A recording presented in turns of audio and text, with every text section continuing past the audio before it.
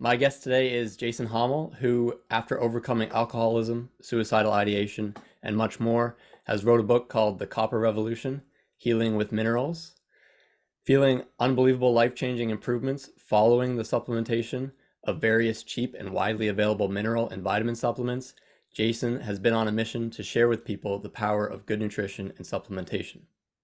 His Facebook group, by the same name, The Copper Revolution, is very active with over 40,000 members and is where people go to ask, share, and discuss with regards to Jason's supplementation protocol. On the page, you can find many testimonies of astonishing magnitude from those who have implemented the protocol, as well as ways of troubleshooting common issues people may face. Jason actively engages with people with an open mind and consistently shares his advice. Everything I see from him is a labor of love from a man who wishes to enable others in their journey towards better health and beyond. Jason, it's a pleasure to have you. How are Thank you you for doing? that introduction. Good job. Wow. Um, wow, impressed with what you've seen. The testimonials in the group I find very shocking. We have had people, oh my gosh, just heal from numerous incurable, like up to 10 incurable chronic conditions all on our protocol, and it's amazing. And then we also have people sharing back and forth all sorts of other things too. It's really quite an amazing group. I find stories are the best way to convince people and to push them over the edge of deciding that they want to make a change. Because like you can Mhm. tell them a bunch of facts and stuff, but until they hear a story and when it really relates to them, that's when they really want to make a change. The testimonials are make a very powerful combination. Yes, absolutely. Hmm. So with that in mind, would you be willing to share some of your story? And feel free to go as far back as you wish and in as much depth as you wish. Sure. I'd I'm love to going to hear go it. all the way back to when I was about 18. Um, I got a disease, a disease in my back. It was called osteomyelitis. And what that is a degenerative condition in my lower back where the bacteria made like a little egg shaped thing for itself that corroded the back. And it happened like right as I graduated from high school. And like literally the day after I had packed up everything and I was driving home and I made it halfway home from Mammoth and I made it to Tahoe. My dad met me there and we were going to drive home and I just couldn't like stand up the following day because the infection was getting worse. Didn't know it was an infection at the time. My back hurt. I didn't know what it was from. Uh, he ended up driving me home, but gosh, that took 9 months out of my life. And I was healthy. I was in my prime. I was a ski racer. I was a football player. Um, and so what it was the doctors had prescribed for me cortisol creams for my feet because I had a excessive sweating problem as well as a fungal foot problem, and the cortisol was what was used for the feet. So this hydrocortisone cream, one of the things cortisol does, it makes you more susceptible to infections. And so I had one of the very first MRSA infections. I'm 53 now, so this is when I was 18. Before they were calling it MRSA, which is a methicillin staphylococcus resistant Aurealis bacteria or whatever MRSA stands for, I had one of those. And so normal antibiotics don't knock it out. So I was in the hospital for a month on IV antibiotics. It was just awful. And so afterwards, um, they told me that I would be crippled like a 90-year-old. I would have the lower back of a 90-year-old man for the rest of my life. I mean, talk about having a chronic condition, right? And I just kind of refused to believe that that would apply to me. I figured that I'd somehow overcome it. I figured the doctors didn't really know what they were talking about, that I could go to rehab. So I went to athletic rehab, did some stretching, and they're like, well, if it hurts too bad, don't do it. If you've got an injury, we'll try to work around it. So for ski racing and having a tight lower back, I focused on stretching my hamstrings in order to compensate. And so I got my hamstrings pretty limber, but I was always too afraid to probably stretch my lower back until I was, gosh, probably in my mid 40s. Because you just don't know what you don't know. You don't know when there's an injury. It's always difficult. But I think probably what helped me realize that I should stretch was just life experience. and better nutrition. I read about 10 books on nutrition when I was 18 to try to help recover from that. Discovered the widely, hugely controversial area of opinions.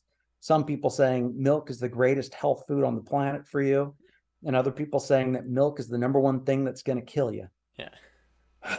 And other people saying, well, it's not the milk that's going to kill you, it's that it's homogenized and pasteurized.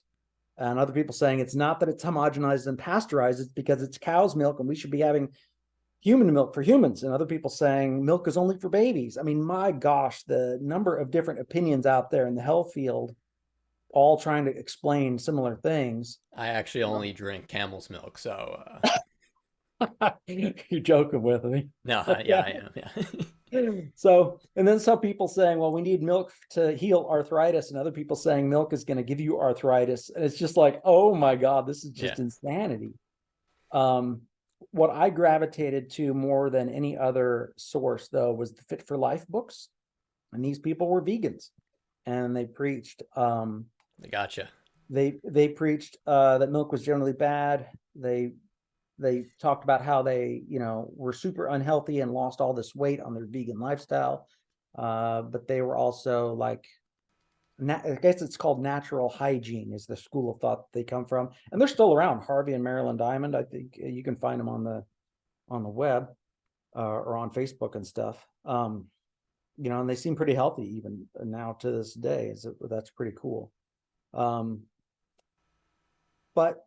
I don't always like to learn from one source. And after trying veganism for a year, I had to abandon it because I just wasn't gaining muscle for my sport. And going back to meat, I started putting on some more muscle and getting stronger significantly. So I've always been trying to stay healthy. I guess I ski raced until I was 23. I kind of began falling into some alcoholism when my sport was over, which is very typical of people when they quit their sports. I guess I got into politics around the age of 30 and helping my dad invest. And then I started doing a lot of religious studies. I came up with a website called Bible Prophecy, where we taught people about the rapture. And I wrote about 100 articles. Each article was probably at least 10 pages. So maybe like 1,000 pages I wrote just on Bible topics. And then I wrote about and advocated gold and silver in a financial newsletter for, at least the next 12 to 15 years. And I was preaching about gold and silver as money, and that's the solution to our financial difficulties in America, that paper money systems could lead to collapse and calamity. And then I had some very bad financial difficulties with internal revenue service abuse, difficulties in the financial sector that I was going through. The sector crashed in 2008, markets crashed. I lost a tremendous amount of money. Then I went into bullion dealing, thought it was a more honest way than talking about stocks, thought gold and silver was going to do better. Suffered an incredible amount of employee theft problems, and as well as jumping into the sector too early. Because while I was involved in the gold and silver sector, it hadn't caught on to the broader public yet. So opening up a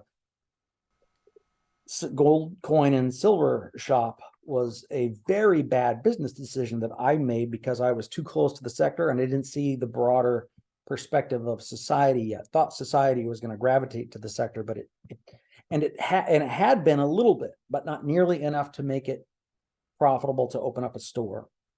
So after suffering horrible losses, financial losses in that, then I suffered some internal revenue service abuse. And during that time, some suicidal thoughts came in because it's just, I went through a divorce and losing my kids and losing my businesses. And from that IRS, Internal Revenue Service abuse, where they were asking for more tax money than I had left. I was essentially financially ruined and have been financially ruined to this day. The IRS wants to continually collect from me $3 million. To this very day, they want $3 million. I don't have it and I never will. Please buy this man's book. Yeah, if you buy my book, it goes into a corporation, and my wife is the sole proprietor of that corporation, so that helps. So that's when the suicidal thoughts crept in because I just suffered loss after loss after loss. Family betrayal, wife betrayal, employee betrayal, country betrayal, business failure. It's there's only so much one man can take, and I felt I had had absolutely enough. So my suicidal thoughts were just like, I wrote that they're like 100 thoughts a day, but it was really almost a nonstop stream. And when you're in that zone, you almost don't have control of your brain anymore. It's very difficult to focus on even going to the grocery store and handling daily tasks. It was rough. So, but at least I was sober. But the sobriety was not giving me the functionality of my brain that I had hoped. I'm like, I'm sober, but my brain is still awful, right? And it wasn't until I had my very first drop of iodine, okay, and that was, I guess I can pin it to the year, was around 2015 in February. And with that very first drop of iodine as an experiment, I then watched the Super Bowl at a friend's house, and then after the game, I went home and I was thinking of all the traumas. And for the first time, I could think of all the traumas that had happened to me. And I wasn't mad. I was like, wait a second. How is it that I have control over my emotions for the first time and then it took me, I still recognize that same day. I was like, and not only am I not mad, but I'm no longer suicidal. Like, what the hell? How is it that I could regain that much control over my brain from just a mineral? And I felt like, gosh, for the longest time, I always thought, the number one thing of who we are is our mind. And I realized, wait a second. And I believed I was a psych major in college. So I believed that kind of how we thought was how we are. But I realized, wait a second, if I wasn't even in control of my thoughts, then what was? I mean, was it this outside influence, or was it this iodine deficiency? Or, I mean, clearly it's a combination of both, but still, fixing the iodine deficiency was more powerful than anything. I couldn't believe it. Later, I learned that the stresses deplete those minerals. So they do kind of go hand in hand. So when you get the minerals back in, it allows you to deal with the stressors. So, the stress leads to copper deficiency, and then you take the copper and you feel better. So when I finally found my way to copper about, I guess, a couple years later, that led to a whole nother layer of brain strengthening to my overall cognitive abilities, and it was absolutely fantastic. And that kind of brings me up back to where I've been over the last, since 2015 or so. Far more mentally healthy than I had been before. So 8 years now, 9 years. That's really amazing. And I don't think a lot of people would believe it, and I don't necessarily blame them, but I know I believe it because I've had at least not such powerful experiences, but very similar. Are you sure it wasn't the football that did it? Well, theoretically, I should be suffering some major mental decline right about now, given my age, from high school football. The pros suffer from far worse. But even back then, I knew I'm not going to be playing college football because there's too much potential for traumatic brain injury. But I was also a ski racer until I was 23, and there's also traumatic brain injury in that sport. I can't tell you the number of Yeah. a number of people who've actually died. No, but I meant that Ski you racing. were watching the Super Bowl. Are you sure it wasn't just a really good Super Bowl game? I don't remember anything about the game. So I really don't care too much about watching football. So Yeah. that was not it for me. I wasn't healed from watching Super Bowl. It Okay. was Well, it definitely the must have been the iodine. iodine then. Yeah, yeah. Yeah. That's awesome. Um, let's talk a little bit about with suicidal ideation. I think that's one thing that we don't talk about in the right way. And there's a lot of talk. I'd like to hear your opinion on this. I feel like there's a lot of talk about how men commit suicide so often, and that if only they would talk about things more, if Right. only they would share and open up and go to therapy, that things would be better. Yeah. And I personally don't believe that's necessarily the case. I think talking can be great, and I think opening up is important, but I think it's extra tough for men, and I think it's not necessarily how we how we deal with problems and how we kind of reach for solutions. There's a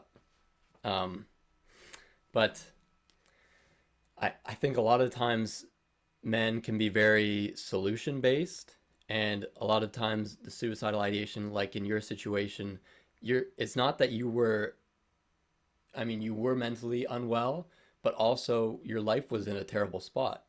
And Yeah. so to you, was suicide perhaps a solution? It's like people talk like it's like for men, I feel like suicide is often just a solution where they have no better option, they feel like. I think when you're under stress, you can't conceive of there being good options because Hmm. your brain is shrinking from the difficulties. And it has Right? no sight of hope. Yeah, like you just can't think of alternative ways of surviving, even, or you're just, the psychologists, they say suicidal thought is really, it's an anger at the world, an anger turned inward. And it certainly felt like that to me. I mean, I had a lot to be pissed off about because I was unfairly treated by a lot of people who betrayed me and, wrecked the pile of wealth that I had. Um, so I had a lot to be upset about, and being unfairly treated by the IRS. You know, gosh, if you look at their little manual of you have your rights, I think they violated every single one of my rights that they claim that I have as a taxpayer, right? And so also did the tax court. But by the time the tax court ruled, I almost didn't really care anymore because I was feeling a lot better mentally Hmm. from the mineral supplementation, and I had a lot more things going on in my life. Um, but you know, gosh, iodine, I think for me was about a million times more important than talk therapy. Hmm. I understand how talk therapy works because I paid a tremendous amount of money on therapy too. As I got healthy, I went to rehab, and as I went through rehab, I did like a year of anger management afterwards. So I spent an enormous amount of money on therapy during that time in my life when I still had the money. And I think I probably spent 75,000 bucks on therapy. And I can say without a doubt, iodine was a million times more important than anything I got from therapy. One of the things that therapy, I guess, is kind of good is, and I saw this in other people who went through therapy, is like women who are raped. Okay. I couldn't imagine getting over that. That seems so much more unfair than anything I went through. But they said they just, by talk therapy, they talked about their rape until they were tired of talking about it anymore and it no longer triggered them. I'm like, wow, are you serious? That could happen where you just talk about it that much where it no longer upsets you? So speaking like in AA meetings, when you speak in front of an audience, you're doing public speaking, which is stressful, plus reliving your trauma, which is stressful. And if you can handle those double stresses while sober, then maybe you don't have to fear your own internal dialogue thoughts nearly so much, or at least that's the theory, I think, Hmm. kind of why it works And if I've read facing your books. fears voluntarily head on, exposing yourself to them. Right, so Like, that it doesn't sound so bad. And then all of a sudden, some people will say, hey, they'll pat you on the shoulder. It's not going to be that bad. It's not going to last forever. Um, some of my lawyers, they said, you're going to live a great life, Jason, and you're going to get wealthy again. And that'll be the best revenge, period. Don't worry, you'll land on your feet. And 3 and 4 or 5 years later, I still didn't land on my feet. The wealth hasn't come, but at least I have a lot of wealth in terms of mental health. And that provides a good, you know, without health, it's very hard to get the wealth. So I think I'm poised for better things to come. And I'm optimistic that uh, the unique tragedies that happened to me in the past are far less likely to happen in the future, in part because I know to stay away from bad individuals. And that's a big part of it. So what do you think it was exactly that the iodine was doing?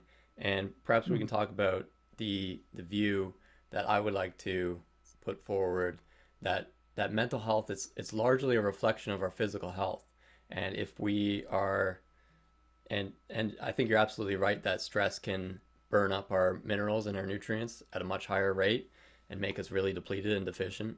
And that if we're constantly deficient, if our body's not working properly, and we're constantly getting these signals that things are bad and we're full of toxicity, that it I think it absolutely affects our mental state and the way that we see the world, the way that we see ourselves. And basically, I think that somewhat relatedly, like, but with things like anxiety, I feel like people are I feel like the degree to which people are weak and vulnerable is the degree to which they tend to be anxious. And there's very strong correlations with just body strength and anxiety. With depression, I really feel like a lot of it, in most cases, is a systemic lack of energy, right? You don't have enough energy to, like imagine if you're a kid and you're happy and healthy and you have lots of energy and you have a great appetite and you're giggling all the time and you're all these things, and then you catch a cold, and what happens? You're basically depressed, and nothing changed about your mental state. It's not like you didn't lose a friend or your parents or anything at this time. You just got sick, and your immune system, what does it do? It takes up an incredible amount of energy, right? And so your immune cells actually have a higher metabolic rate than any other cell in your body. And normally they're not taking up a ton of energy, but when you're sick, they're taking up a ton of energy. And then that means that you have less energy for your mood and your mental state. You have less energy for your muscles to run around and be physical and move and stuff. You have less energy to, like, even like your hair feels worse when you get sick because you're putting less nutrition towards your generation of tissues and Have hair you and ever your had that skin and feeling where your stuff. hair, you just touch your hair and it feels painful? I've never had that. It feels I've had painful. that. I've had that. Okay. Well, we can get into why that. I don't know why that is, I don't but know. yeah, like when you When I get was sick, sick or it's whatever, yeah. I'm like, I yeah. wake up and my hair, it's, oh, don't touch my hair. It feels awful. Ugh. Yeah. Okay. No, you never Yeah. had that. But yeah, it's a systemic lack of energy, and I felt this in myself when I was able to when I had no energy, I was just irritable and miserable and depressed. And when I was able to get lots of energy, I was able to, I mean, not just have physical energy, but my mood was better because it's somewhat adaptive, right? Because if you have no energy, hardly enough energy to keep your organs going, then you're Right. not going to go wasting energy running around frolicking through fields.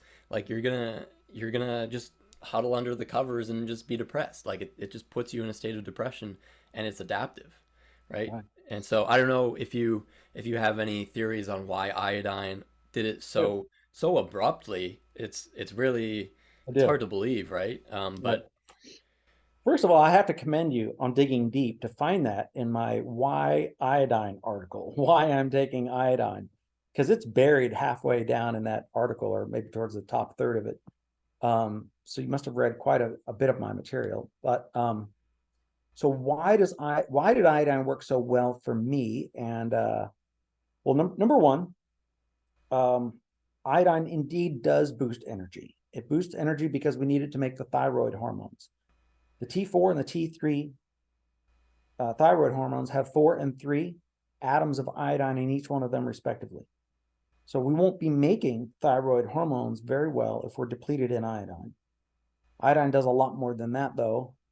It's needed, but and those two are important for energy because those thyroid hormones help regulate the production of ATP, which is our number one energy currency in the whole body. And we need ATP production for our primarily for our nerves. Your average cell has, I think, about 500 mitochondria in the average cell. And in some very nerve cells can be very big, and in some nerve cells there can be up to 2 million mitochondria. So nerves are very energy dependent. Some people say that the brain can use 25 to 30% of our energy. And I know that some days when my brain is very, very active and if I'm doing a lot of writing, I will end up being exhausted after having done a lot of writing. And the other thing I noticed that gosh, when I finally got myself copper deficiency fixed, is that I could go for a heavy workout, not be sore afterwards, and then do a ton of writing instead of be wiped out for 4 or 5 hours like I was in my prior copper deficiency days. So the minerals are super important for regulating energy. Now, iodine also, gosh, for mental energy, we need our nerves to be healthy. And iodine is super important for the nerves, not just for the energy requirements, but also there have been studies that show that iodine boosts intelligence significantly. And there's 2 big studies for that. Well, there's more than 2, but there's quite a few that show that iodine deficiency is related to developmental delays, is the politically correct way to say it. In some of the older research, they use the word retardism, which we're not supposed to say retard anymore. But it's important to know what these words are if you're going to be looking up things on, what past generations had written. So being PC doesn't really work when you're trying to, do hardcore research. And so also autism, which could be a newer word for retardism. Autism rates go up in iodine deficiency. This was also a very politically incorrect idea because people associate themselves with their disorders, and you don't want to tell people that they shouldn't be autistic or whatnot, but it's brain damage. It's not always it's just only atypical. Well, they have trouble understanding things. I remember when I was trying to showcase some of these research on how iodine deficiency causes these problems, about 300 people on Facebook who were all autistic gangpiled me and claimed that I was trying to kill them all through eugenics. And I'm like, you guys aren't understanding because you have a brain problem. That's not what I'm saying. They thought I was trying to exterminate them as a race or something. It was just mind-blowing how they couldn't get it. But anyways, if low iodine causes those problems, they've also shown is that in 1924, when they began to put iodine into the salt in America, IQ rates rose across the country. And they were able to measure this specifically in a study that was published in 1983. I think it was 83 or maybe 93. 83, maybe. 93, 2003, something like that. The point is, they measured the number of people from like Michigan, where the diet is low in iodine, both before and after the iodine supplementation that started in 1924. So they measured the number of people who qualified for the Air Force in World War I versus World War II. And they had almost nobody qualify for the Air Force in World War I, but a ton of people qualified for the Air Force in World War II. And the Air Force has minimum IQ requirements of 115 to qualify. So in other words, IQ rates went up specifically in this area that is known for being, the goiter belt. And I guess around 1900, half the people in the goiter belt had goiters. They were so common. And a lot of it went away with the iodine supplementation. So that's one study. Then there's all of the iodine deficiency studies. And then there's the experiences of the iodine doctors. There's 3 iodine doctors that started the resurgence of the iodine movement across the country. And they probably helped about 2 million people get into iodine, including yourself. You said you're into iodine. It's all traced to these iodine doctors, and their names are Dr. Abraham, Dr. Fleckus, and Dr. Brownstein. Abraham's died. Fleckus and Brownstein are both retired. So now it's on to us to carry forth the message of why iodine is so important. In their practice, Dr. Brownstein did a video, and in his video, he talked about how when he got pregnant mothers on a mere 12 milligrams of iodine, their babies were very often 30 to 40 IQ points higher than the parents. And some parents were like, well, I don't have problem producing unintelligent children. All my kids are super smart. He's like, yes, but you've never seen a smart baby until you've seen an iodine baby. And so this super smart doctor mom with all of her smart kids finally started taking 12 milligrams of iodine in the middle of her pregnancy. And that baby, when it was born, was so smart, taught itself to read with the help of its older brothers. It was only a couple of years older than her, or maybe started teaching the other one. It's just incredible before even preschool. Nobody nobody taught the kid before preschool to learn how to read, but the kid had already known how to read and everything. So Yeah, and I bet they weren't just intelligent, but really clear, level-headed as well. yes, Yeah. yes, Um, yeah, iodine is pretty incredible, and I'm glad that you brought up thyroid issues. I think a lot of people are thyroid or low in thyroid, and that's a big problem. And I'd like to get a thyroid expert on to talk with. With my experience with iodine, I take very small amounts now, and I've experimented with larger doses in the past. Not like compared to some people, not large at all, but some people take crazy amounts, and that's cool. But we took 2,000 milligrams of iodine daily for a year. you did? Yeah, I think that led to some copper deficiency. Yeah, yeah. No, it's interesting. I'm glad there's people like you trying this stuff, though. But I'm a pretty sensitive individual. I think my kidneys are sensitive too. But anyway, but with iodine, when I first started taking it, um, I noticed I got these like white spots along my arms, That's copper and deficiency. and Vitiligo, they well, call well, what came out? It smelled like a hot tub. It was bromide. it. Wow. Okay. It Interesting. smelled like a hot tub. My pee smelled like a hot tub, and because iodine, they're all on the right side of the periodic table. Hmm. Fluoride, iodine, chloride, and bromide. Yeah. Uh, they can all kind of displace each other, right? And so the Hmm. iodine that I was taking, I believe, was displacing some of the bromide that had gotten into me from swimming in pools and hot tubs and just from chemical exposures of all sorts. And we'll get into fluoride for sure. Um, I want to ask you a little bit more about alcoholism and when did you stop um, with drinking alcohol and how did that go? And was that because of nutrients that you found you're able to stop, or did when you started to take high doses of certain nutrients, did that help? Um, those are great questions. I went to rehab in 2011, and I didn't discover iodine until 2015. Um, when I went into rehab lasted for me 4 months. So I came out in 2012 in the spring. Um, I had to go to rehab because I was using alcohol to medicate my anger over all of the business traumas and difficulties. But I had fallen into alcoholism quite a few times since when I quit skiing at when I was about 23 years old. So that would have been 1993. So from 1993 to 2011, I'd kind of gotten into and out of alcoholism a couple times. I think I had a good 3 years of sobriety when I was about 30 years old. I hit the gym a lot. And when you're going to the gym, you just can't really do alcohol because it's just going to kill all your gains. So I was mostly sober for about 3 years in there. Um,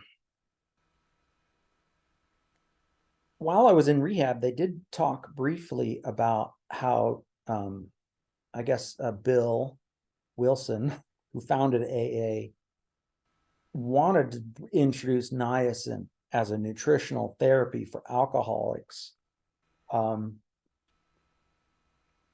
but AA generally rejected it. So you didn't really hear much about it. I think there might be a brief mention of it in his book, or I don't know where I heard about it or if it Is that was the just same guy who started the niacin detox and sauna therapy?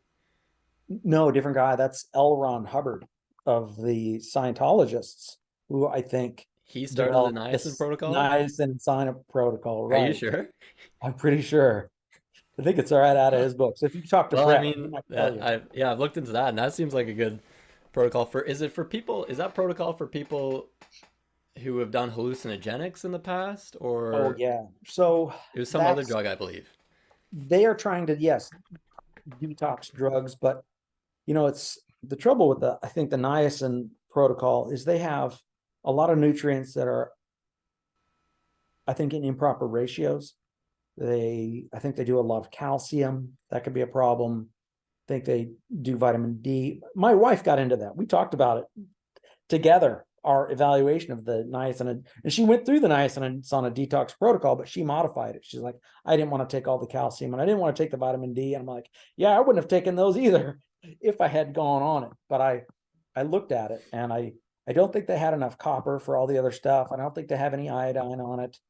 or maybe if they do, it's not very much or something like that. But it's an interesting protocol, that's for sure. Hmm. Anyway, But yeah, no, I think that's a different source for that.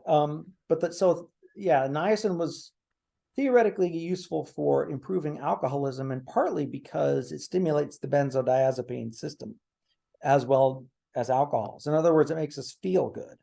And when I have taken it, I've noticed that feeling in it, but also it relaxes me. And I looking into niacin more, some of the problems are that it appears that it causes some copper deficiency. So at around 1,500 milligrams of niacin, I don't really feel like I'm getting any benefit from my 30 milligrams of copper at all. I'm feeling very drowsy and mentally tired. And oh, here's another funny thing. If you take too much niacin, they say you stop running. It happens to animals and people too. And at around 3,000 milligrams, that's the upper limit for the niacin advocates like Hoffer, because above that, you'll get liver damage. And I've seen people online talk about having liver damage problems from about that same amount of niacin. And liver damage is also from low copper, or can does it be. seem to matter which form, nicotinic acid or I don't niacinamide? think it matters which form, they're all going to cause it around that amount. I like the non-flushing form. I take the niacinamide form. Sometimes, well, before I really found that form, I would usually take the flushing kind and just enjoy it, or Hmm. not, depending on the situation. But when I found I could take niacin and not flush, that's the kind we take today. Yeah, But there's yeah, I two take kinds about of 100. non-flushing kind. There's the niacinamide kind, and then there's a non-flushing kind. That kind can cause more liver damage. So you don't want to take the time release kind. Okay. That's probably worse. Hmm. Oh, But and now we're limiting our niacin to no more than 500 milligrams, roughly every other day. So I'm getting the equivalent of about 250 milligrams. yeah, yeah. With alcohol, it pretty much depletes just about every vitamin and nutrient Depletes and everything. mineral. It Absolutely. it it increases the uptake, like the amount that you need for just about everything. I mean, I could list them all, but I'd just be listing all the nutrients. So, So alcohol is basically it's like a sugar. hmm. When you're drinking alcohol, it's the body treats it very similarly to a sugar, and just like sugar has no minerals in it, has no vitamins in it. So alcohol is pretty much the same thing. There's no Hmm. vitamins or minerals in alcohol, and it's it's not that, and it's a toxin, but because the liver has to work so hard to process it, then the liver doesn't have as much energy left over to process toxins. And then you're getting copper depleted and you don't have the energy to process toxins. So all sorts of other toxins will build up in the body when you're drinking alcohol, even if the alcohol itself isn't contaminated with a bunch of other toxins. All those other toxins are going to build up and you're going to be deficient in everything. And in B vitamins and stuff too, because you need B vitamins to process sugars. So B Yeah. vitamins get really depleted from The way alcohol. I see it with carbs, and I would put alcohol into this mix, but with some nuance, is that sugar especially is kind of like the oxygen to your fire, and it can increase the heat of your furnace and how hot things are burning, which means that it increases the demand for more wood on your fire. Right? If you blow nothing but oxygen onto your fire, then you're going to burn out pretty quickly. Right. But you need to have a balance between how much oxygen you put on and how much wood you Well, have. But then well, alcohol would be like it does that, and I think that's one of the reasons why people feel so good after they have alcohol, because it kind of it raises your blood sugar a lot, and it kind of causes you to release a bunch of nutrients into the bloodstream to deal with the alcohol. So you're momentarily functioning better in a way, in some regards. Like people will get like a flush, and they'll feel better in ways, and they'll feel kind of like excited. It's almost alcohol has a little bit of a stimulant property to it at first, um, and I think that's one of the perhaps one of the things that makes it so enticing to people and so exciting for like if they're going out, you know. well, if I want to talk about that a little bit more, I'll say that alcohol is very deceptive because when you're drinking it, you gain all this confidence. Okay, but when you're drunk, you still feel confident, but you look like an absolute fool. Mm-hmm. And but long term, it actually destroys your confidence, Mm-hmm. even in your hangover mode. Days later, you get a little shaky and tired and icky feeling, and you want to kind of crawl into a hole and just bundle up like you're sick in the Yeah, it's hangover like that mode. with a lot of drugs. Like nicotine might help you focus Yeah, when you take it, but then you kind of lose like your you ability to lose it focus without it. afterwards. And the negative effects of alcohol last a long time because of all the Hmm. nutrient depletion. One of the things we learned in rehab is that they took rats and they banged on their head with a hammer and they showed what the rat brain damage looked like. And then they took alcoholics and pictures of their brains. And they're like, look, they look the same. So you're really doing yourself an enormous amount of brain damage if you get drunk on a regular basis. It's awful. Or hit yourself with a hammer So on Friday nights. right. Well, I mean, getting hammered, right, is what they Yeah, call it. So, you're right. Yeah. um, I, you know, I have to go shopping, right? I know alcohol will relax me, make me feel calm and happy. But every time I see it, I'm just like, ick. That's brain damage in a bottle. Yeah. I don't want it at all. And as long as I keep telling myself that's brain damage in a bottle, Hmm. if I make it unattractive to me, there's no reason I'm going to go back to it. Yeah. So, It does not brain damage in a bottle of the first glass, not the first bottle, but long term, that's what's going to do, especially through nutrient depletion. No ifs, ands, or buts about it. mhm. So you're at the point where your conscious mind is so strong and powerful that it can override any kind of subconscious. Uh, Yeah, they say that we always have a limbic brain that wants to go yeah. back to it. So sometimes it's helpful even for us to remind ourselves that yes, alcohol is good for relaxing, but guess what? I can relax in numerous other ways. I can take a nap in the middle of the day if I want to. I can take a shower if I want to. I can give myself a massage with a thumper tool. I can go to the gym if I want to. I can apply lavender. I have numerous ways where I can relax without alcohol. So if all alcohol offers is relaxation plus brain damage or pleasure, there's numerous other ways you can get pleasure in life. Video games, movies, talking to people, doing interviews like this, learning, having new insights, you know, to say that alcohol is just a way to get relaxation and pleasure. Sorry, that's not nearly enough, especially when it comes with brain damage. That's It's not worth it. There's all these other things and other possibilities that are more satisfying and stimulating. There's the study of addiction that they did with rats they made like a beautiful rat paradise. And the old model was, oh my gosh, look at how many times the rats will hit to get cocaine. Well, cocaine was the only thing offered.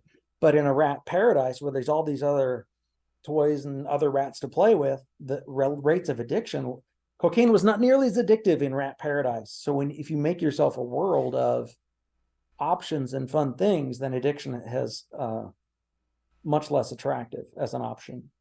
That was Dr. Alexander, and I taught that to some grade six, seven, and eights with in health Yes. class. And Mm-hmm. yeah, it's so like people look at rats in cages and they give them a bottle of water and a bottle of cocaine water. It's like you're a rat in a wired cage. You're a social creature with in complete isolation. Like, of course you're gonna take hits of cocaine. Like, Right. What obviously, else are you like, going to do? and you can look at it. The parallels to humans is like, you're out in the cold sleeping on concrete and you haven't had a hug in a year. Like, it's not like people. Yeah, it's. When people have no more options in life, drug addiction sounds like a good option. Hmm. Hmm. And yeah, what I did with the students was I had them draw themselves in their own rat park, and like draw five things that they would want in their rat park to give them like a nice fulfilled life. So they draw like like a trampoline and like their family, a nice cozy bed and stuff like that. But it was good. Yeah, I think it's, gosh, when I was growing up in the 80s, the messages around drugs were, drugs are going to fry your brain and just say no. What they should have said was that drugs will stimulate the pleasure portion of your brain so much so that it has the potential to crowd out your desire for any of the other fun things in life. They should have said drugs are so pleasurable that they can distort your thinking. That's why you don't want to take them in the first place. Hmm. By just saying that they're bad Hmm. is the wrong message, because then when a person takes it for the very first time, they're like, they lied. This shit's the Yeah. best thing ever. Yeah. You have to tell people When you take drugs, it feels like the best thing ever. That's the real message. Yeah. That's why they're so bad, because you won't want to do anything else. Hmm. And that leads to degeneration And of your that entire life.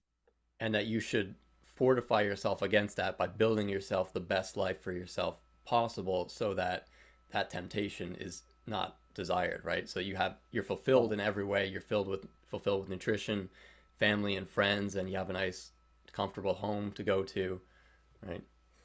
Well, I have to stop you there. Not everybody has a good family. And very often people with bad families turn to the drugs because they don't have a good family. Well, yeah, but like what I'm So, saying is that those are the things that people should strive towards, working towards, right, right. right? Well, um, in rehab, they taught us that many times what you have to do is create a full break from your family that led you into drugs. Because look, we have to be honest. Drugs sound great when you take them, but this scrupulous honesty is that not everybody has a good family. There are assholes in the world. We have to be honest. Hmm. Some of those assholes are in families, and you can't deal with them other than say, I don't want you to be a part of my life Yeah. at all. And that's the healthiest way to be. And what this means is you have to create barriers in your life so that the assholes of the world won't wreck and destroy everything, requiring you to then, seek solace in a bottle. Yeah, no disagreements there. Yeah. Yeah. Nice. Yeah. Okay.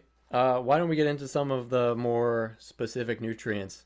And I think you have some interesting perspectives. Some nutrients that almost everybody regards as just a nutrient, you think otherwise, and to varying degrees.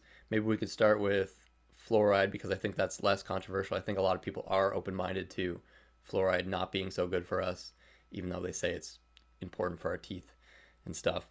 But yeah, why don't we start with fluoride? I know you've done a lot of work on fluoride. Okay, well, so I will admit that maybe fluoride indeed causes some hardness in the teeth.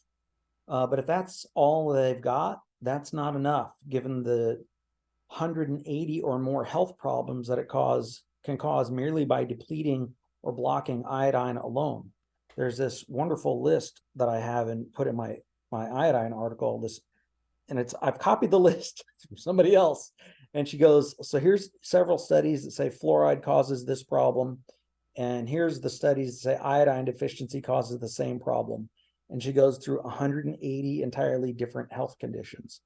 And here's the studies where it's caused by fluoride, and here's the studies that says, it's caused by iodine deficiency. So fluoride toxicity and iodine deficiency are essentially mirror images of each other. And when fluoride can cause 180 different health conditions, and I looked at 14 of those were mental health problems, like depression or schizophrenia or all sorts of things. And iodine deficiency also causes all those. So, and the other thing is that iodine detoxes fluoride. If you look up iodine fluorides, you'll see that they'll bind together.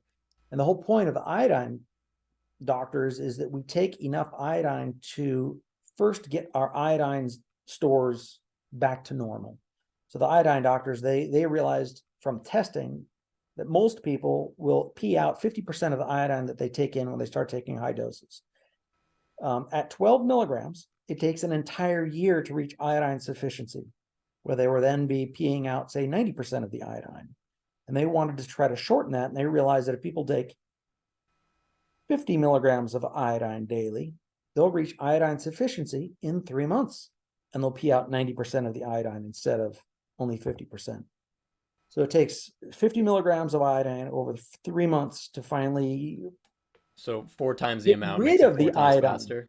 And getting rid of the iodine is a good sign, because the body has all that it needs and it's not retaining anymore. Mm-hmm. And they determine that by urine tests. Now, iodine will also come out, in the sweat and in the feces too. So, the point of a good mineral is that you take enough to reach that sufficiency level.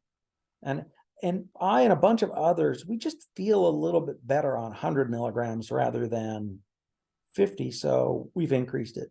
I've also felt that it's a little bit better to take potassium iodide than iodine itself. So I only take about 37 milligrams of Lugol's iodine, and then I take about 300 milligrams of potassium iodide. And 300 milligrams of potassium iodide was historically used to solve numerous health conditions. So that's where I've, taken my balance these days in my iodine intake. So again, yes, you want to excrete almost all of it. And when it's being excreted, it then acts as a detox agent because it will attach to other things. And then all that's being excreted will take those other toxins out. So iodine actually eliminates about 6 major heavy metal toxins: aluminum, mercury, fluoride, bromide, arsenic, and lead. Those are the 6. I got all 6 just right off the top of my head. Yay! Yeah, you Brain's must take working a lot good of today. iodine. I usually forget one. Yeah, you've been taking your iodine. Yes. Yeah. So the main problem with fluoride is that it displaces iodine, and as well as I believe it's neurotoxic as well in that respect. There are at least 180 different studies, not just those 180 I was talking about, but there's another 180 different studies that show that fluoride leads to lower IQ. And a lot of those studies show that fluoride and the amounts in the water supply lead to lower IQ. The trouble is, our sources of fluoride are not just in the water supply, but like 75% of the country's water, tap water, okay, has fluoride in it. Fluoride accumulates so that, when you go to a restaurant and they make rice, they're not making it with distilled water, they're making it with tap water. And so then you're getting fluoride in your food. Or if you go out for pasta and they're boiling the pasta in water, that is another source of fluoride exposure because that's cooked in water. If you're eating potatoes that are boiled, same thing. If you're eating soup, same thing. It accumulates. And so, like, oh gosh, it's just, and then there are about probably 4,000 different consumer products that have fluoride. So surprising ones would be like Glide dental floss, because because fluoride makes it smooth, which is why they make Teflon and Teflon pans with fluoride. So you're getting fluoride exposure from Teflon pans.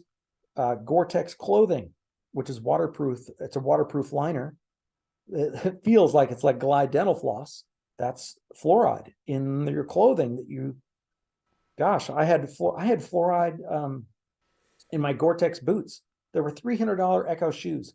I had to throw them away because I realized I was always getting an allergic reaction whenever I wore those boots. To throw away a $300 pair of black boots just because of fluoride, that was serious for me. That was like, oh man, I'm taking some serious steps to improve my health here. But once you've gone through some detox, you're like, what am I doing? I can't be doing this stuff anymore. Mm-hmm. The self-sabotage has to stop. So even with Glide dental floss, I had to buy different dental floss. And there's been studies that came out, I think within the last 3 to 4 or 5 years, they actually showed that just using Glide dental floss and other fluoridated dental flosses is linked to measurably lower IQ. So it's not just in the water, but in all these consumer products. And gosh, the fluoride chemicals, they call them perfluoral, whatever. It's probably, some people estimate that it's 25% of drugs by the pharmaceutical industry have fluoride in them. But that's a funny little phrase, fluoride in them. Fluorine is the atom. When the fluorine is bonded to something else, it becomes what they call fluoride. So iodine is the Right. element. When Potassium it iodide. becomes an iodide, it's because it's potassium iodide bonded to the potassium. So you bond a fluorine molecule to a molecule like Prozac. Prozac is a fluoride. It does not contain fluoride. Yeah. It is a fluoride, just like potassium iodide is an iodide. Make sense? So Yeah. you don't say that Prozac has fluoride in it. It is a fluoride. Yeah. And people take a whopping 40 milligrams of that fluoride. That's awful, awful stuff. And my wife took it for numerous years because she was told to by the medical establishment for her mental health. And of course, her mental health declined on Prozac because it is a fluoride. It's awful, awful stuff. Mm. I think it's absolutely tragic, and it's hard to avoid. It's ubiquitous. Like I know for myself, I have fluoride free toothpaste, and that's a big one. as well because people are putting it right in their mouths. But yeah, I buy my own water jugs so that I don't use any of the city water. Actually, the city that I'm in, they don't fluoridate their water. They do add chlorine, which I want to avoid anyway. But yeah, but I cook with distilled and drink distilled and all that. But and then Yep, we drink distilled. it's also in pretty high amounts uh, in fruits as well, right? Certain like grapes and wines.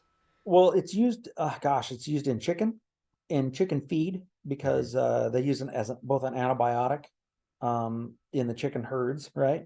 Or not, I don't herd flocks, right? Yeah, And they spray it on dried fruits because it's an antifungal. So that's right. why they use it in grapes. So it concentrates in raisins, it concentrates in wine. Oh my gosh. So as an alcoholic, I was like, okay, well, let's drink wine because it's, one of the healthier alternatives. It was unhealthier because I was getting both alcohol and fluoride. Oh man. Yeah, and sulfates too. Right. Well, I don't know if the sulfates were necessarily bad, but yeah. Yeah, yeah. I think it makes a big impact on our society's clarity of thinking as well, and just ability to reason and to think Absolutely. clearly. Absolutely. So 7 points on an IQ test is not insignificant. How many 15 points? points is what they call, huh? How many points? 7 points. 7. Yeah, 15 is So a standard deviation. So yeah, 15 is the standard deviation. They say just the tap water alone can drop 7 points. If you use Glide dental floss, that can be another 3 to 4 points. If you're, doing wine, I'm sure that could be another hmm 3 to 4 points. So it all adds up. You want to add it all up and then be down 2 standard deviations. yeah, We're looking at societal destruction here. That's not off the table. Why do we have so many autistic kids these days? It used to be 1 in 10,000. Now it's 1 in 40. And don't tell me it's just because it's, finally able to be diagnosed. That's not the case. Total developmental disorders are not 1 in 40. They're 1 in 6. hmm 1 in 6 kids has developmental disorders or developmental delays or some kind of brain damage. This is something seriously going god awful wrong in our society. And you can also see it in the political divide. And gosh, you hit the button on that in your videos. There are a lot of people out there who they're not thinking well. hmm they're sick. Yeah, Leave it at that. yep, absolutely. And yeah, the higher rates of all health issues, they're 100% related to toxicity and nutrition. And I And mean, not just those fluoride. two That's just things. one of like 10 major toxins we're all getting Yeah, exposed to. yeah, yeah. And not There's to mention the hundreds in micro amounts. mhm. Anyway, uh, let's talk about let's talk about B6. I'm not super read up on B6. I do know that when I take B6, though, I get pins and needles, Interesting. even small amounts. Wow. And I know that What you what's small to you? Small like amounts. even like drinking half a Red Bull.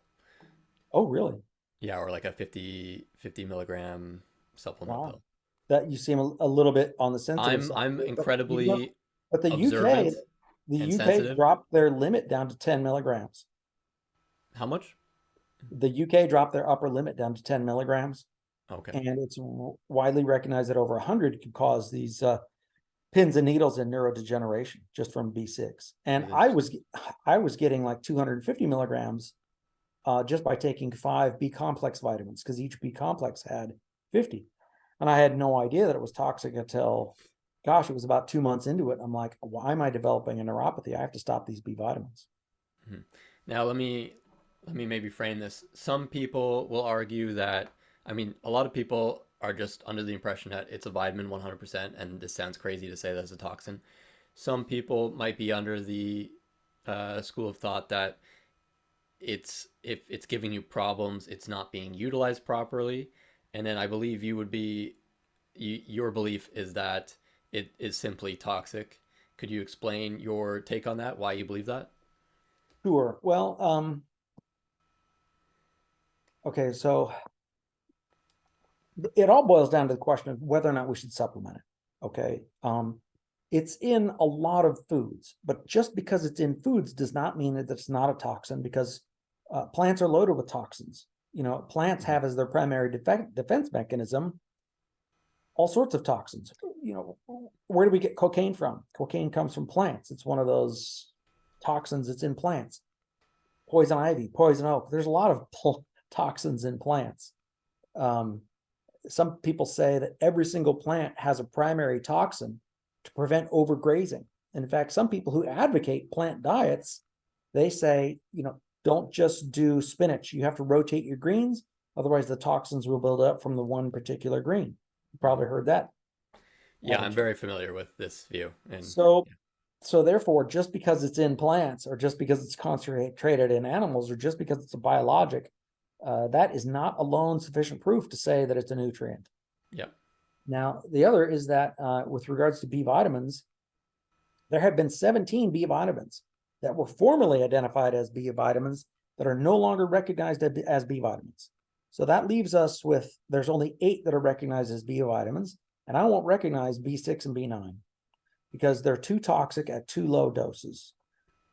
So therefore, I'm down to 6 good B vitamins instead of the 8. But if you look at okay, what's their track record of successfully identifying B vitamins? Okay, if you look at their 8, but the 17 wrong ones, they're only good at successfully identifying B vitamins 36% of the time. Or if you look at the ones that I will recognize and say I'm right and they're wrong, they've only correctly identified B vitamins 24% of the time. So with such a horrible track record, you can't just go based on them calling it a vitamin. That's not enough. And excuse me, if somebody gets a 24% on their exam, they don't even qualify as a D or an F- student. So we can't get our information from those people. They're awful people. Well, what probably happened was that they noticed tremendous benefit from this group of vitamins, and they weren't able to discern which ones were the beneficial ones, which ones were not. And, well, there's a long history of sometimes vitamins. And here's the thing. The word vitamin is not a part of the English language. Okay. It is a coined and invented term, and it was invented by a pharmaceutical company just to describe what they call the vitamin A compound. So in other words, it's a marketing gimmick. And what the theory that we all sort of know is, vitamins are essential. Our bodies can't make them. We can all make vitamin A as long as we get the beta carotenes. So since we can make and synthesize vitamin A in our bodies from beta carotenes, the name doesn't even apply to vitamin A anymore. I know I'm getting off the topic, but I'm just trying to make the point. A vitamin is not a vitamin just because they call it a vitamin. It has to fit certain definitions. And if it no longer fits those definitions, why are we still calling it a vitamin? So with regards to B6, again, it's super toxic at low doses. There's no deficiency. Okay. Everybody, it's in all foods. You can't get away from it. And if it's in all foods, then who's deficient? The only people who are deficient are starving people, and they don't count because we're not starving. So if we're never going to be deficient, then why would we need to supplement? And the answer is we don't. The other thing is, can you cure any illness by giving people ever increasing quantities of this particular substance? And the answer is no, you can't. And if you can't, then why are we taking it? If it doesn't cure any illness, and if it doesn't provide any benefit, and the only thing that happens when we take ever increasing doses is neuropathy, then it's not a nutrient. And then you look at, historically, who were the big advocates of B6? Pfeiffer and Hoffer, who were both now known to be CIA disinformation agents who slandered copper as toxic. Those guys are not good sources. So therefore, I really don't think B6 is a nutrient. Fair. Yeah, it's important I like that you brought up the history of things. It's important to understand that because we get into these ideas and then they're very hard to shake. Once people call something a vitamin and it's been called a vitamin for years and years and years. And that's not enough. People, you can't just tell them, hey, it's actually not. They're not going to believe you. And I'm sure lots of people won't believe you, even though you laid things out pretty well. And, they shouldn't believe you right away. They should look into things. Well, what's really amazing is that the official sources, the National Institutes of Health, is showing and showcasing that B6 is toxic and that B9 is toxic. These are B9? Official sources. Yeah, B6 and B9. Sorry, so what vitamin is B9? What's that would be folate. Folate, right. And folate is toxic at a much lower dose. B6 gets toxic somewhere around the 100 milligrams, or in your personal experience, 50. But folate folate causes neurotoxic harm at 1 milligram. That's super low. That's super toxic. I mean, we have to take 3 milligrams of fluoride on average to begin to have neurotoxic effects from it being in our tap water. You know, roughly 1 milligram per liter. An athlete will drink 3 liters a day, causes neurotoxic harm. Okay. But if folate is causing neurotoxic harm at 1 milligram instead of 3 milligrams, that means folate is 3 times as toxic as fluoride. But hardly anybody's talking about the toxic harms from folate. Mm-hmm. But that's really, really toxic. Mm-hmm. Yeah. I I'm I don't have strong opinions on these, but basically my approach is like I try it. If it helps me, I'll keep taking it. If I don't, I stop taking it. And I think that's generally good advice. I have So to you might want to caution add you on something. that for a bit because farm workers used to chew on the leaves, cocaine leaves, for energy to get through the day. I'm not saying that would not be appropriate. Yeah, I would take a Fair. more long-term But the view of point it. I am making is that drugs work. Just because they work doesn't mean they're good for us long term. So there have been people on my forum who say, well, folate works. And I respond, works for what? Relief. Relief from what? What are you talking about? And they're like, um, anxiety. Why am I getting these one word responses? Don't you understand my argument that folate is bad for your neurocognitive development? And yet all they have are these one word responses and relief from anxiety. With all due respect, many toxic drugs relieve anxiety, alcohol being one of them. So, Hmm. you know, if you're doing, and even fluoride is used for that. It's in Hmm. Prozac, for God's sake. Why do people take Prozac? Because they're anxious. I'm getting Yeah. anxious only because these people are making such bad arguments. I'm like, oh my God, can you not see what you're doing? Yes, we can all calm down if we do neurotoxic harm to the brain. That's my point. So if their point is that, well, folate is a good nutrient because it calms me down, yeah, you're shutting your nerves off, calming yourself down. That is a really, really bad thing to do to yourself. Try to maybe learn to deal with your anxiety so that you don't uh, have to rely on a toxin to calm yourself down. One of the things I had to learn to do on copper is that my brain sped up. And in a faster working brain, anxiety can creep in. And so I had to learn ways to learn to just, you know, have calm moments where I'm not doing any research. They teach you the skill in rehab, you know, have fun, watch a movie, play a game, meditate, find other ways to calm down rather than, you know, just alcohol, as I went over. So when people make the arguments that, well, it's a nutrient because it helps my autistic kid to not fight, like that is not proof that it's a nutrient. I'm sorry, you're going to need a lot more. In fact, that proves it's a toxin. Hmm. That's a very good point. And yeah, I would adjust what I was saying to say that if it works for me long term, Yeah, I would use it. yeah, yeah. Um, maybe we could. I think that's a good time to get into oxalate because oxalate is something that I think I am more concerned about than you are. But with Another oxalate, plant toxin. Another yeah, proof that toxins come from plants. yes, yeah, oxalate are probably like the king of plant toxins in not well, I mean, I guess there's more poisonous poisons, but in Sure. their pervasiveness and their Hmm. ubiquitousness, Right. ubiquity, I guess. Um, yeah, so oxalates, for people who don't know, oxalates are plant crystals and organic acids that plants have, and they produce them to help them bind to help bind minerals, such as typically the 2 plus ion minerals, such as calcium, and they also act for the plant to deter predation. So the plant produces oxalate, and what that does is it helps the plant hold on to minerals, and it also helps the plant to stop animals from eating it because it is toxic to animal cells. And oxalate is very high in a lot of traditionally called superfoods. So oxalate is incredibly high in spinach. It's incredibly high in sweet potato, almonds, blueberries, raspberries, kale, stuff like that. That is typically viewed as a superfood. And people get into a lot of trouble because they start to try and take care of their health, and they start eating these foods thinking that they are going to do themselves tremendous benefit by eating these foods. I mean, I did this myself. I, I noticed when I made a small adjustment in my diet, and I noticed that it improved things in my life.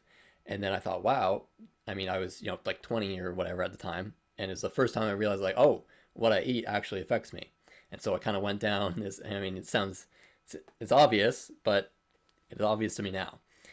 But I started to look into what foods are the healthiest, and I started to force myself to eat these superfoods, these high oxalate foods. I didn't know they were high in oxalate at the time, and my health just got worse and worse and worse. And I think a lot of Improved at the people, beginning before it got worse. Mhm. Your health did improve at the beginning before it got worse on these high oxalate foods.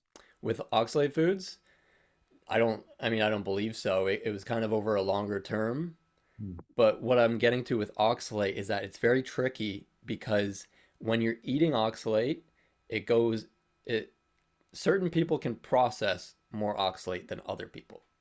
So ideally, you have perfectly healthy gut microbes and you have lots of oxalate degrading bacteria, and you eat tons of oxalate and it doesn't matter because it just gets degraded in your gut and excreted, and that's fine. But if you don't, and typically people have a lot of oxalate problems after a dose of antibiotics or something very stressful, which can also wipe out your gut microbiome to some degree. And what happens now is if you're not degrading these oxalates, then your body will absorb them, and your bloodstream the concentration of oxalate will increase in your bloodstream. And when it's increased, your body is kind of in like an oxalate storage mode, and it will store these oxalates wherever it can in the tissues because you don't want toxins in your blood.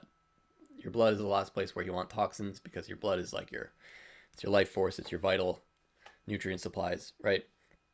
So your body will offload these toxins out of the bloodstream into your tissues, especially your injured tissues. So in a lot of scar tissue, and this is one of the reasons why it causes people so much problems with arthritis or back pain or knee pain, anything to do with joint issues. If you've ever had injuries, a lot of people when they quit oxalates, they will feel tremendous pain in at the site of their old injury. So for me, I had an injury on the top of my left foot, and when I made the big mistake of going from high oxalate diet to no oxalate diet when I tried carnivore, and that was a big mistake because what happens is now that your blood levels of oxalate go from high to low, you go from oxalate storing mode in a way to oxalate dumping mode. Your body senses that there's not much oxalate in the blood. And so it goes, okay, this would be a good time to get rid of some of this oxalate that I've been storing up, keeping out of the blood. So it will dump it back into the blood to be hopefully excreted. But it's very hard to process. And if you have any issues with it at all, it will, I mean, either way, it's going to cause a lot of problems. But yeah, my foot hadn't bothered me in years and years, but my foot and various other old injury sites like hurt a lot. And it was the oxalate coming out of the tissue back into the bloodstream causing problems. And why I'm getting to oxalates is what you were saying with just because something makes you feel good momentarily doesn't mean it's good for you, because the best way to get rid of this horrible feeling of oxalate dumping is to eat more oxalates. So a lot of times people are eating oxalates for years and years, and if they stop, they feel terrible. But if they have if they have some kale or spinach, they'll feel relieved. Hmm. And oxalate, to emphasize the seriousness of oxalate, people who they're sick, but people who have been in the hospital and ate concentrated spinach smoothies have died from oxalate poisoning just from eating concentrated spinach soup. And rhubarb, they tell you not to eat the rhubarb leaves. They're well known to be poisonous, and it is because of oxalate that they're poisonous. They just have such a high amount of oxalate that we just don't consider it food at all. And that is my personal view of spinach. I don't believe spinach should be viewed as a appropriate human food at all. And I think eating it is not doing anybody any good, personally. Interesting. And these high oxalate foods, they look very good on paper because these oxalates, they bind to a lot of nutrients, right? So spinach looks like it has a lot of calcium in it, but when you eat it, you're not getting any of that calcium. It's Yeah. all bound to oxalate, and that oxalate is going to do damage to you. Yeah. And same thing with iron. It's a little different because it's non-heme iron. But another example of a plant toxin that does this is phytic acid. Pumpkin seeds look like they're great and they're high in zinc and iron and other nutrients because the plant packs a ton of nutrition into its baby, right? Right. But it's not just going to let any animal come and eat all of its babies and get a ton of nutrition, right? Right. It's like animals will run away and fight you because they don't want to be eaten.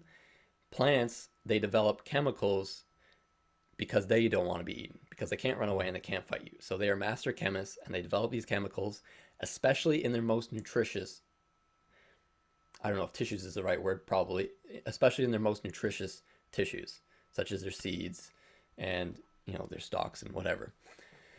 And fruit is like a rare example of a low oxalate parts of plants, or some more benign plants that aren't so nutritious, like iceberg lettuce.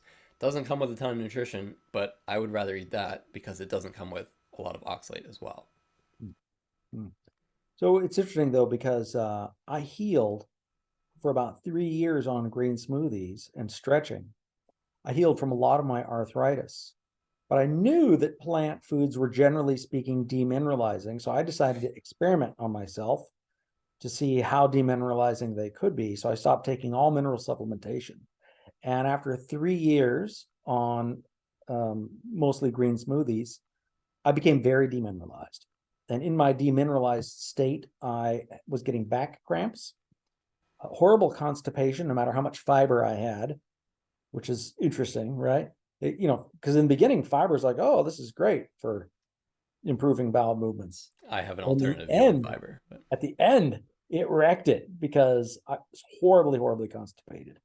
And so I was demineralized and dehydrated. So what I did was this was like my first introduction to taking the minerals again, was I just took a multi-mineral pill and I puked it immediately.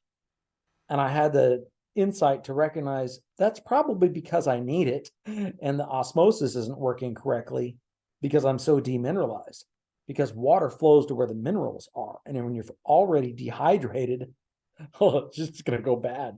It can't get into the cells right away. So I choked down another one and I had it in the middle of rice, because rice can kind of help your body absorb some nutrients, and it's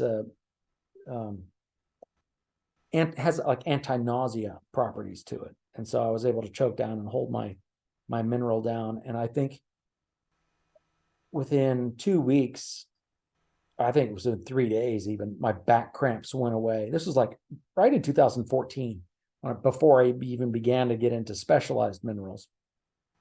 And gosh, a week later, I was stronger in every single thing in the gym just from taking some minerals. I'm like, oh man, did I make a mistake in experimenting on myself by letting myself get demineralized from all these greens? And it's not just oxalates that are demineralizing. The greens have numerous things in them that are demineralizing, but it's good and bad. Demineralizing sounds bad because there's vital minerals, but they also remove heavy metals like mercury. So to demineralize mercury, that's fantastic. So they have a place. To demineralize fluoride, that's great. They have a place. But if you do them too much and without adding the good minerals back in, then they're problematic. So for example, a lot of people, they will go for chemical chelators to try to detox mercury. And I think that's a horrible mistake. Why go to chemical chelators when we have natural chelators like the greens and oxalates? And maybe, I don't know if oxalates will detox mercury, but spinach is known to detox mercury in at least 5 different ways, at least 5 different substances like ALA or the phytates you mentioned, or I can't remember them all. Sorry, it's been a while. But even coffee is demineralizing, and distilled water. These are mildly demineralizing, but not necessarily bad because they're not super demineralizing like a chemical chelator, like EDTA or DMSA or some of those others that will leach out the copper and the zinc in large amounts. And in fact, so I think that copper can help mitigate the damage of oxalates. And I've seen people on our copper revolution protocol who had oxalate damage sort of get some healing back. And it kind of depends on how much minerals they take, but that's been a regular theme on our page. And I didn't necessarily understand quite how harm oxalates could be, but they might have their place.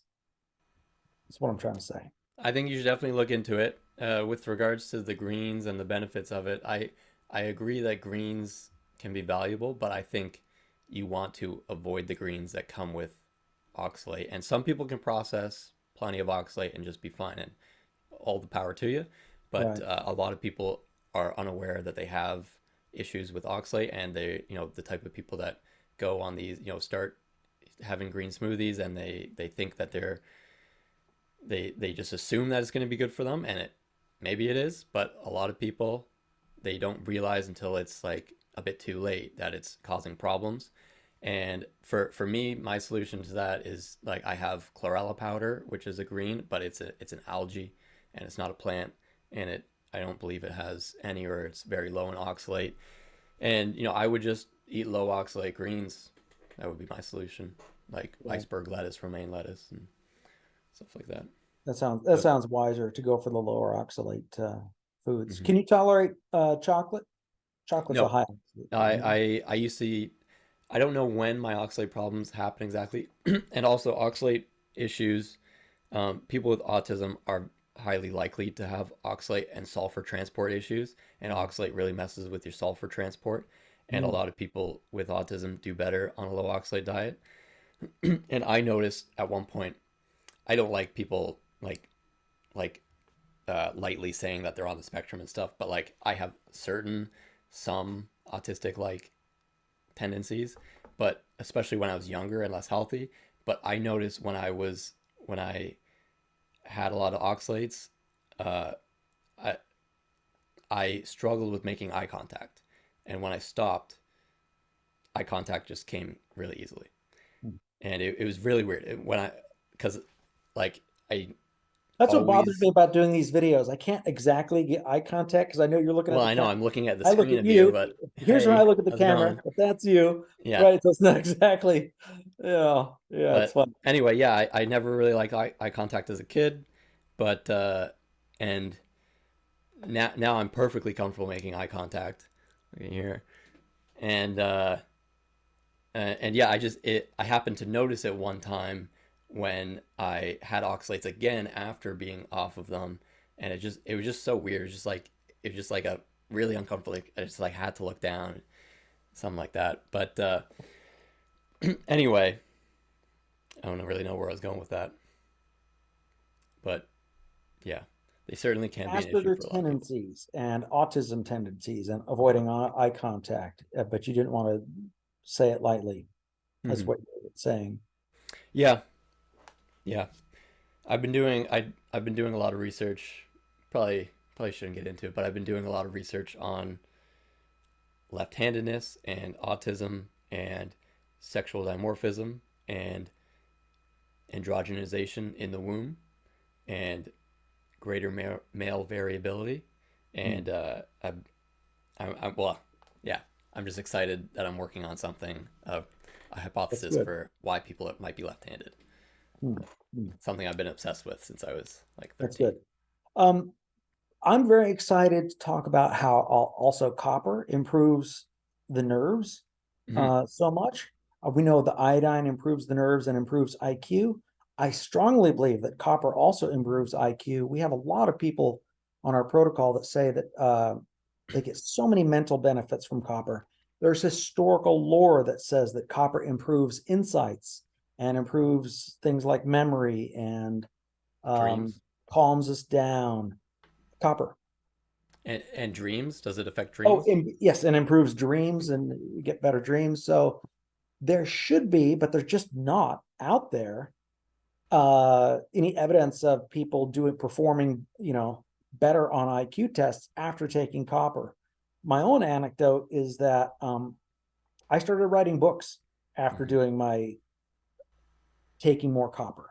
And in fact, my first book I wrote, I noticed my largest chapter was on copper and how it improves arthritis. And at the conclusion of writing that book, I realized that copper also improves health outcomes that are related to almost every single major disease, like both heart disease and cancer, and almost all of the top 10 things people die from. And before I had even had a chance to promote my first book, and they tell you promoting your book is you should spend as much time and energy promoting your book as you did to write it. And I didn't want to do that because I Hmm. was so excited to write my next book, The Copper Revolution, because it was just so much more important. And I wish there was more evidence, but there just hasn't been any studies showing that copper raises IQ. But I know it does. I know it does because I my believe that copper too. book was I've 500 pages and it was so easy to write because I was taking also more copper. And I'm like, if I don't shut this book off, it's going to run to 800 pages and then nobody's going to read it. So I Mhm. better, and people, that was one of the things that people complained about the book. They're like, it feels like it wasn't finished, but it was 500 pages. I mean, I Mhm. had to stop. So Yeah. Well, on your Facebook group, you can find a lot of anecdotes of people saying that they feel like the lights just turned on in their that's brain, right. and That's right. that they can think more clearly, and that they have more intuition.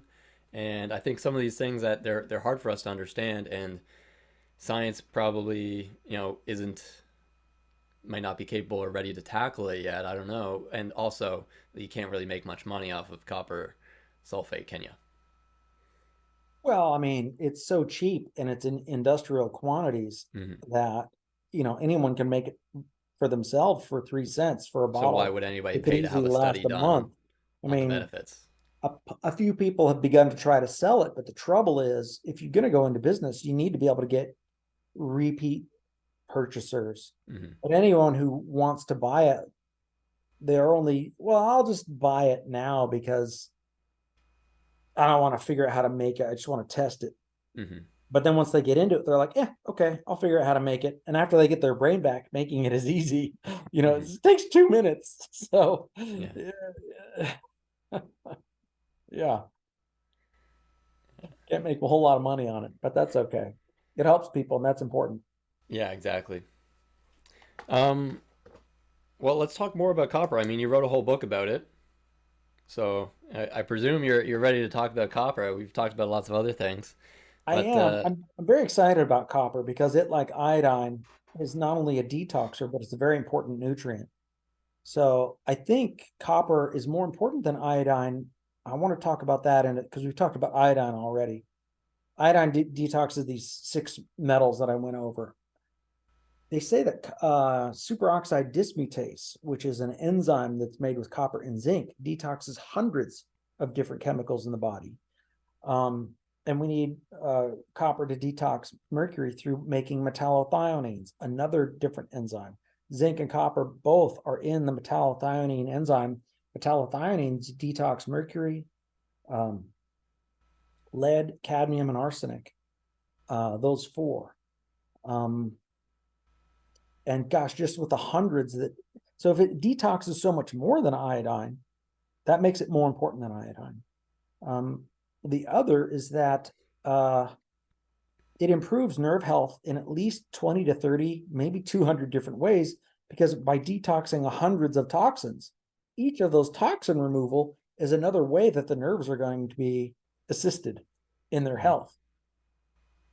So, like iodine, we need thyroid hormones to signal to the body to make ATP.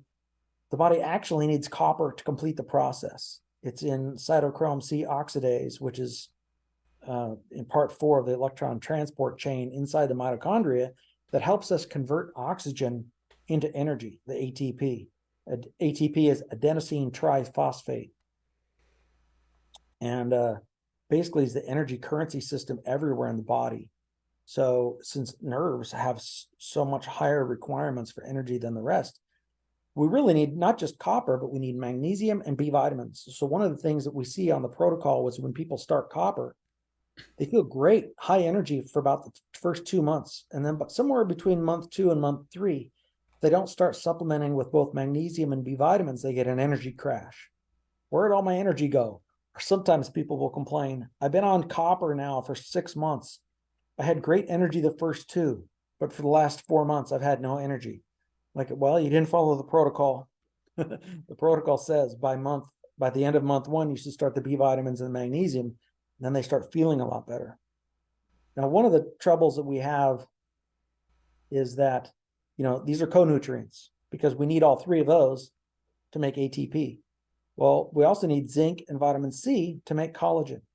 So if we don't have, and so if we only take one, but not the others get depleted because they're not there. It's like if you're building a house and you need nails, sheetrock, and you need wood. And of course you need a hell of a lot more than that, but if you at least need nails, wood, and sheetrock, right?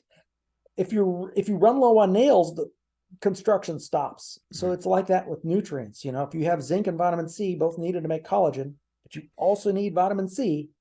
And if you're not supplying vitamin C, you're going to run out. As soon as you run out of vitamin C, the collagen formation stops. So it's not exactly that vitamin C depletes the copper, but the body will use up the nutrient that it doesn't have while it's trying to repair itself. So it's not exactly like one is blocking the other, but that's the effect we see. But a lot of people, they think nutrients are, oh, this one's blocks that. It's not like that. It's that if you don't supply the ones that you need to supply them all is the point. Yeah. And not only that, but there's, the synergy is greater than isolation. And very often nutrients are studied only in isolation. And it's very difficult to study. Let's say my protocol is actually a decision tree of 50 major decisions. And if you had, yes or no toggle switches on 50 decisions, it's the same as 2 to the 50th power. Okay. And 2 to the 50th power gets you to like 1 in a trillion. Mm-hmm. So the chances are that there's a research study not taking the 30 things Jason says don't take and to take to the 20 things Jason says he should take. That would be, the chances are 1 in a trillion that somebody else has done that study. So that it's never done. So it's very hard to get research studies to study, multiple nutrients. And very often they will only study 3 or 5 at a time and not as many as they need to. Like, for example, if you look at things that cause and cure osteoporosis, I can identify 22 things in the literature that cause and cure osteoporosis. But has anybody ever studied all 22 of those things all at once? No, they never have. It's a colossal failure of nutritional science out there to have neglected the combination of all these nutrients. Yeah, well, it's the whole approach with most of the science that we do is very reductionistic. It's very zoomed in, which is good for some things, but it can only tell you so much, and it can't tell you a whole lot about the whole picture of right. what an organism is and how an organism thrives. It can tell you what happens in this little petri dish or this precise thing, or but it can't tell you a whole lot about the whole picture, right? Your skin looks great. You got a nice color to it, nice melanin. The lighting was better before. Now you look darker now, but people can rewind. People can rewind and look at the kind of the skin tone. Yeah. And you've noticed that copper helps with tanning in the sun, correct? It does, absolutely. Yes. How does it do that? Well, let's see. We need the melanin. Copper helps us to make the melanin, which helps us to provide the tan. And the melanin is also the hair color. Mm-hmm. Very good. And have you noticed any differences? I think you posted at one point that you noticed a difference in your hair color. Well, I was going gray faster, and then Yeah. I got a lot of hair color back, and then I started going gray again. So Yeah. I think kind of what happens is, I mean, I'm 53, right? I mean, haven't exactly found the fountain of youth, but if I would just, but copper is like the fountain of youth in a lot of ways, Okay. right? So there's If I, limits to it. there's limits, and the other Yeah. thing is like, what do we not see? There's no cure for amputations, right? Yeah. The limb's not going to grow back. So once a certain amount of damage is done, it's going to the tendency for that damage to still be there is always going to be there. For example, I also have a trick elbow from when I was in my 30s. Started lifting really heavy, and I had an 80-pound dumbbell in one hand, and I was doing like some chest presses, and it came in a little bit too much like this, and it crashed all the way onto my chest, and it stretched and stressed out my elbow. Yeah. So now I have a trick elbow that always cricks and creaks.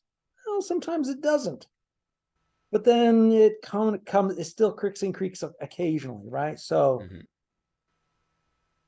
Hmm. I can get it to the point where there's almost no pain. But like a lot of the older guys say, things don't always come all the way back. And I think that's what's going on with the hair. And again, I'm still going to get old and die, but at least I'll have, I think, a lot better health on the way there. Yeah. Yeah, I'm 53. I look good. I feel good. I'm still, mostly muscular. Hmm. But a lot of 53-year-olds are. So I'm not that old yet. Yeah. No, you look great for 53 for sure. Thank you. You look great in general. Yeah. And you've said things about working out and muscle soreness, and I want to talk about that because I noticed that with copper as well. I felt like I wanted to stretch after taking Yes. copper, and I've had some thoughts on that, and I've read a bit about your thoughts, but I'd like you to kind of explain that. Why does it seem to help with muscle soreness, and why does it seem to make you want to stretch or be more flexible if it does? So I think copper tightens us up a little bit. So if we are overstretched, like there's this disease called Ehlers-Danlos, where people have disconnected joints, like in that video, Thunder. I can't sing the song, but there's guys are moving around with their joints all dislocated and stuff. Okay. And Jim Carrey, one of the things he did, he had super dislocated joints and stuff at the beginning of his career. Um, that disease is probably a disease of low copper, or low copper simply manifests. Gosh, low copper manifests in so many different ways, but a lot of people on our protocol, they say, oh my gosh, all of my hyperextended joints are tightening up. And so a lot of the pain that was in the joint when it's hyperextended seems to go away, and the joint no longer hyperextends. And So that is it to do sort with of collagen tightens things production? up as it's getting rebuilt. And so I found that in myself too, but also, gosh, a lot of the pain that used to be there was no longer there. Like I could stretch into the pain zone, and instead of it being a 9 out of 10, it's like a 5 out of 10. So the pain would go away too. It's weird. So as far as muscle soreness, we actually need copper to build muscle. Um, some people have suggested it could be in as much as 50% of proteins need copper. Um, I mean, what are the muscles? They're proteins, right? So, also meat is like 30% collagen. Muscles are 30% collagen. The bones are 35% collagen. I thought bones were mostly calcium. Oh, Hmm. 35% is collagen.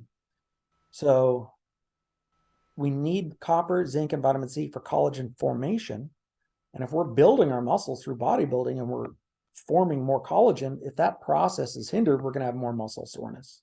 Hmm. One of the things I've discovered is that on copper, I literally have to tone my workouts down because I have so much more capacity to endure pain in the workout. I can almost overtrain beyond what is wise. And so if I train to the level of intensity that I used to have, I could still develop the soreness, but it's just not wise. So if I just back off on the training intensity, it seems to help. In the beginning, I would dial up the intensity far higher than ever. I still wasn't getting sore, but all of these things, it's a fluid mechanism, right? But and then if you don't train super intense for a long time, and you do train super intense, you're still going to get sore in the beginning. But if you while I was just discovering copper, I was training at a very high intensity, and then I added copper, and all of a sudden all the soreness went away. So it was fantastic for keeping the intensity there. And then I even increased the intensity dramatically higher, and it was still not a whole lot of soreness. But because you can triple your training intensity on copper, long term, that's probably not a good idea, because you'll just bonk in other ways. So I've learned to actually dial back my training intensity so that doesn't happen. But one of the things I've found also is that if you look at a description read my book and discover all the ways that copper deficiency can manifest itself: tiredness, joint connective tissue problems, no energy, extra sleepiness, and then you look at 19 symptoms of overtraining, right? All those 19 symptoms of overtraining, they're all copper deficiency. Wild. So another thing is copper gets used up, and copper deficiency can happen and manifest during rapid growth. So when they give like steroids to animals to induce rapid growth, they'll develop copper deficiency. So some of the fastest growing animals in the agricultural sector are chickens. And chickens are also given a lot of fluoride, as we talked about earlier. Well, they have to give them almost equal parts fluoride and copper. Otherwise, they get copper deficient from the fast growth. So who else engages in fast growth? Competitive bodybuilders. So one of the things competitive bodybuilders suffer from is often heart attacks. And heart attacks is a major symptom of copper deficiency. Is that because there's a lot of collagen in your heart? To the bodybuilding community, but people are often resistant to new information, even when there's a scientific article on it. People don't like to read scientific articles, so I haven't really quite been able to. And it's not exactly a community; they're all just individuals. They don't always even talk. If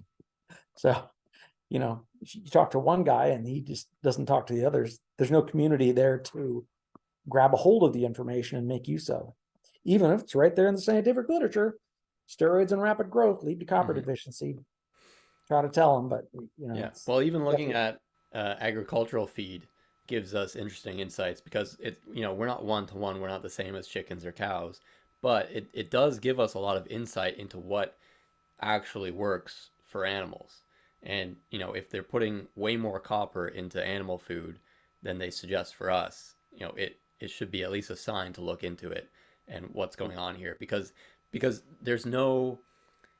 they can't mess around as farmers. Like, they have to produce animals, so like there's no fooling people with that. Like, they actually are trying to figure out what works. In the book, there's a very surprising comment that says that the number one most common nutritional deficiency in all of agricultural livestock is in copper. So there you go. And if our animals are deficient in it, then we're going to be deficient in it when we eat those animals. Yeah. So we're just higher on the food chain. So we suffer too. Is there anything else you think we should get to? Well, we've covered a lot. Let's see. Detoxing, copper's good for. I want to talk about. Okay, so iodine kills germs. Okay, but copper also kills germs. But copper does something special.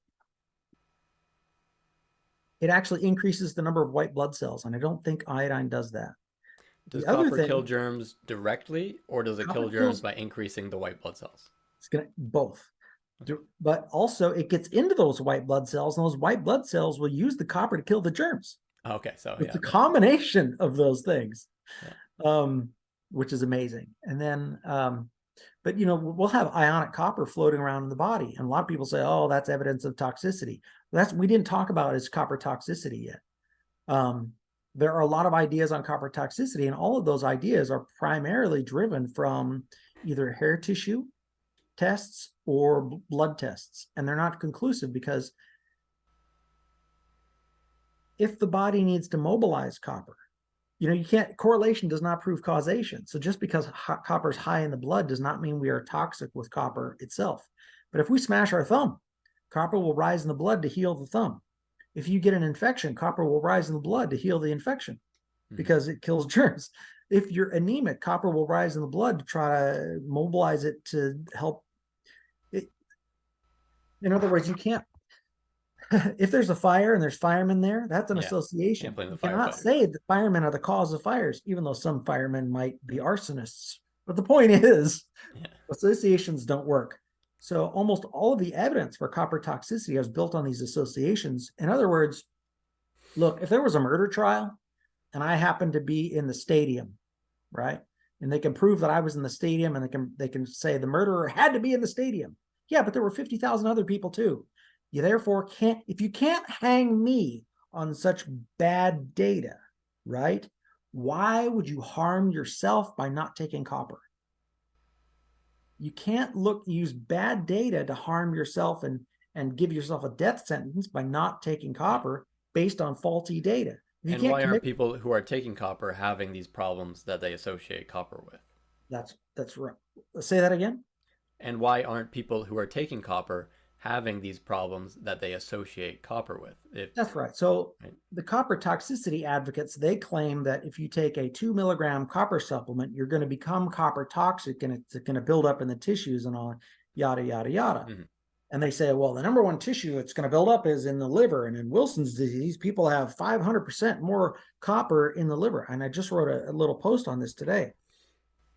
And somebody said, well, here, the European Commission has determined that 5 milligrams of copper does not build up in the tissues. Well, great for them.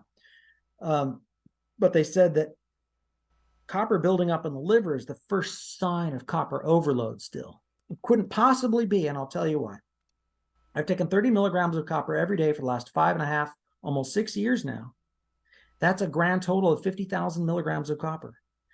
And only 10% of the body's copper is in the liver. The average person has 70 milligrams of copper in their whole body, only 7 milligrams in the liver. And supposedly this copper toxic liver in Wilson's that has 5 times as much copper, well, I know what 5 times 7 is. It's only 35.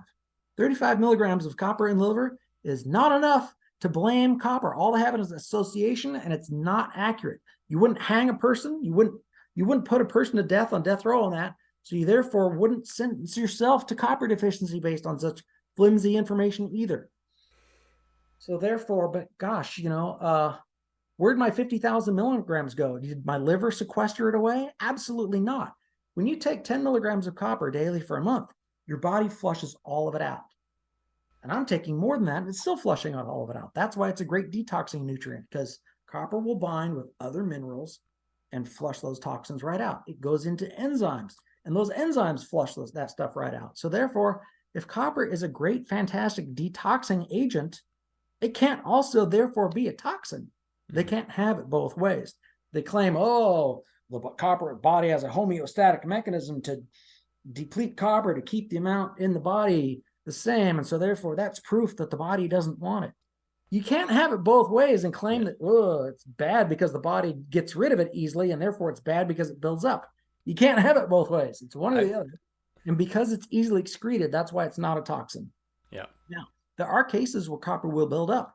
If you give a mouse some mercury, copper will build up 7 times more in the kidney, along with the mercury. Because why?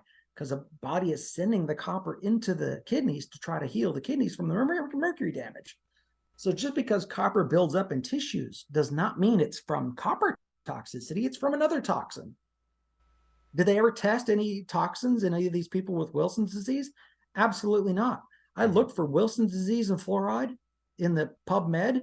There are 8,000 articles talking about Wilson's disease in PubMed. The number of articles that talk about Wilson's disease and fluoride, 0. Remember I told you the difficulty of finding, 2 things at once? Oh my gosh, why are there even 8,000 articles on Wilson's disease, and why are we even wasting our breath on it?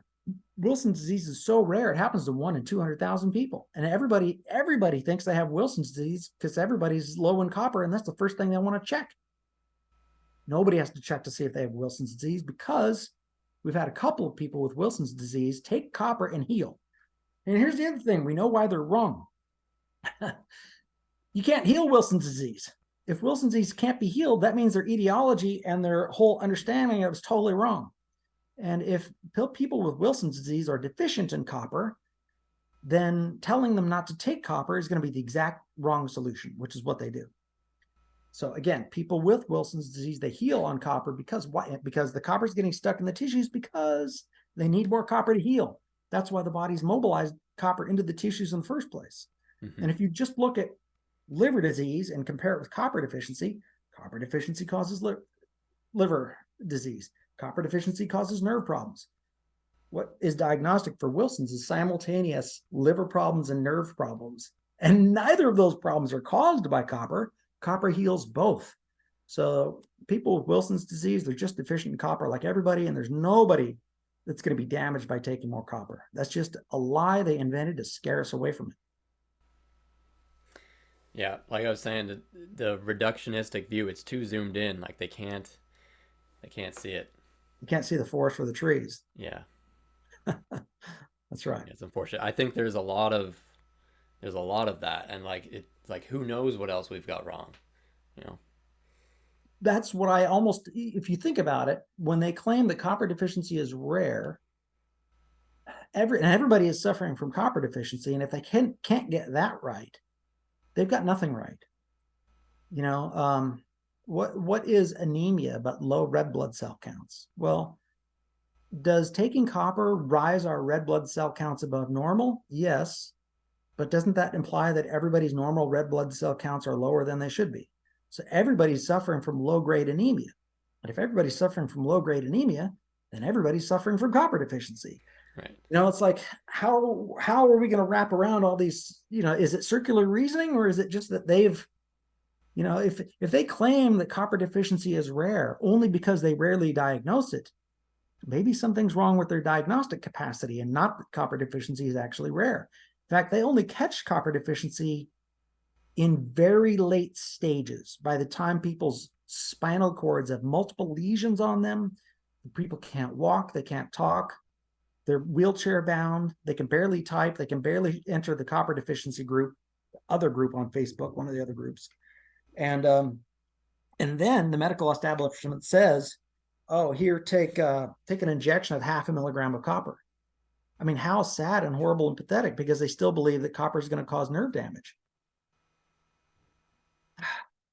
It's really sad, the circular reasoning that they engage in, rather than, you know, solving the problem. Mm-hmm.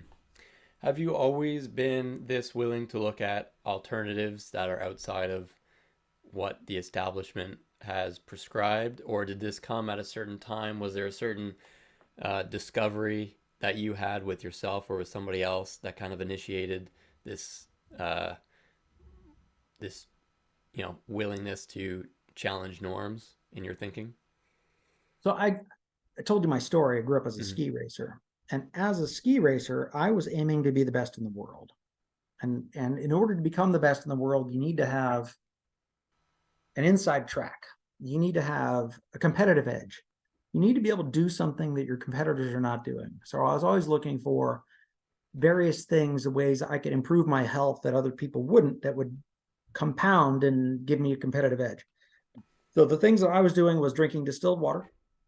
I did that from the time I was 18. I took B vitamins, just standard B vitamins, you know, with B6 and B9. I didn't know any better. I did things like isometric exercises where you flex the muscle while it's, you know, not moving. I also did plyometrics where I'd flex the muscle while it's in dynamic movement. I would do bodybuilding, both high reps and low reps. Does that count as two other things? I would do, I taught myself how to ride a unicycle for increased balance.